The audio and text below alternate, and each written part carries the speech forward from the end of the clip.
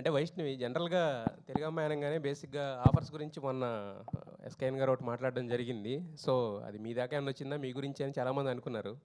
So, అది ఆయన ఎందుకన్నారో మరి నాకైతే తెలీదు. బట్ తర్వాత క్లారిటీ కోసం వీడియో చేసి పెట్టారు కదా! I think sir all is వెల్లా?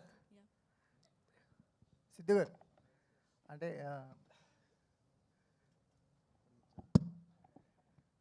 Sir template breaking characterizations కానీ టెంప్లెట్ బ్రేకింగ్ రైటింగ్ కానీ మీ సినిమాల్లో చూస్తుంటా అంటే మీ యూఎస్బీ అదే ఫస్ట్ నుంచి మిమ్మల్ని బాగా ఇష్టపడటానికి కారణం అదే.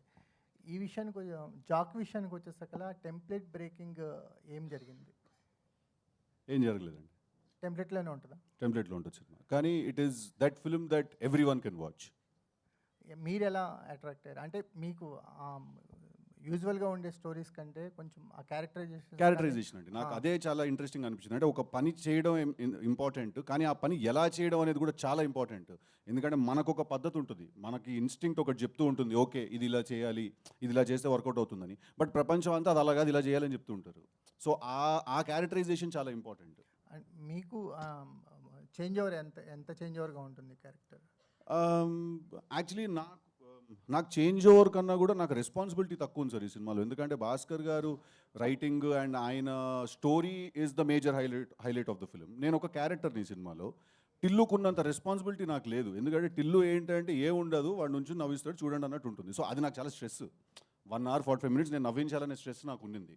బట్ ఈ సినిమాకి అలా కాదండి, ఎంటర్టైన్ చేస్తూనే ఉంటాను, but at the same time there is a very big story that is happening. Vaishnavi గారు మీ క్యారెక్టర్ ఎంత రెస్పాన్సిబుల్, అంటే ఎంత స్టోరీని ముందుకు తీసుకెళ్ళడానికి మీ క్యారెక్టర్ ఎంతవరకు పొటెన్షియల్ క్యారెక్టర్ అనుకోవచ్చు? నేను actually 2 roles yeah! Double role play చేస్తున్నాను. అలా అవ్వడానికి ఒక కారణం ఉంటుంది. అంటే 2 రోల్స్ ప్లే చేయడానికి ఒక మెయిన్ రీజన్స్ ఉంటుంది.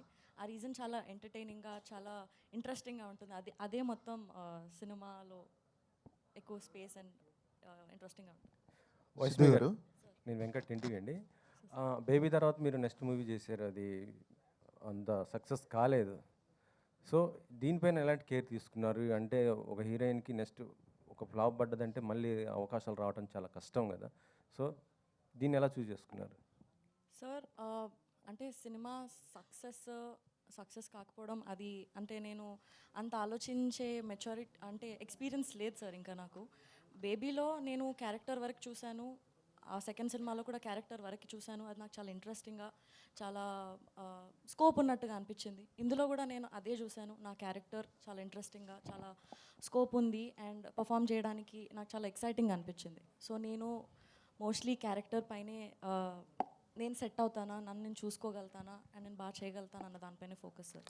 బేబీ ప్రొడక్షన్స్లోనే మళ్ళీ మీరు ఆనంద్ గారికి సినిమా అన్నారు, కానీ మళ్ళీ ఇంతవరకు ఏం అప్డేట్ లేదు, ఏంటి? అది అన్ఫార్చునేట్లీ అది ముందుకు వెళ్ళలేదు సార్. బట్ మేబీ ఫ్యూచర్లో ఇంకా ఏదైనా వస్తే I'm looking forward to do. I always had a great experience working with them. So అంటే ఎస్కేఎన్ గారితో అంటే ఆ ప్రొడక్షన్తో అయితే మీకైతే ఇబ్బంది లేదు కదా? ఉందని ఎవరు చెప్పారండి? అంటే మొన్న దాంట్లో కొద్దిగా సోషల్ మీడియాలో అయితే ఇదే వైష్ణవి గారిని ఇలా అన్నారు అనేసి కొంత ఇదైతే అయింది. అదే చెప్తున్నాను, ఎవరిని అన్నారో మరి నాకు తెలీదు. బట్ ఏదైతే బయటికి వచ్చిందో న్యూస్, దానికి ఆన్సర్ చేయడానికి ఒక వీడియో చేసి పెట్టారు. ఐ థింక్ దాంతో ఆన్సర్ వచ్చేసింది అనుకో. ఆయన నన్నేం అనలేదు కదండి. సిద్ధు గారు, అది సార్ సిద్ధు గారు ఒక